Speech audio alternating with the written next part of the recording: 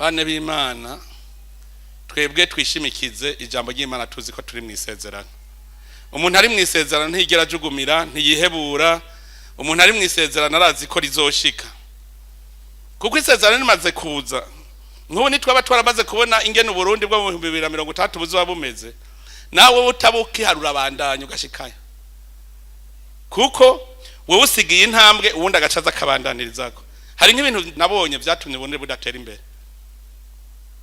uje acashika sambura ivyo wundi yari imbere yiwe yagize, ntamubaza ngo warugejeje ngo objectif yari yihe warugeze n'intebe yahora yicara akabaza kwirandura akayikura agacaje kwita kwiyarara. Urumva ayo mahera duhomvye, ajya mahera guze ijya biro shasha yari kugira iki, kuzana ikindi kintu gishasha ciza. Ivyo nivyo bituma dudatera imbere, dushaka kuguma dusambura uyu ntaco yaramaze ndabisambuye vyose. Rero tugume tubona yuko hari inzira Imana yaciye, iyo nzira tuyibungabunge. Nikijya nama mvuga ntukarekure iciza wafashe, mumenye ko Imana yasezeranye gitegerezwa gushika, ariko utegerezwa gukora ikintu nawe rirashika. Mugabo utegerezwa gukora ikintu, wase ugikora hari umutego gushike ukurindiriye uravyonona ryasezerano. Tuba abantu twigire ezema atangorane nimwe.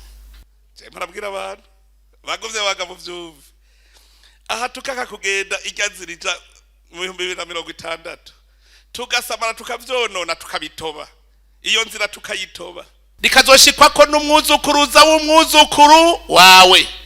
Mwumva rigara kugira tuzarushika mu Burundi burya tubona mu 2060 tubivyonze tukagufata iyo nzira ntaho tuzobona umwuzukuruza w'umwuzukuru nibazohabona.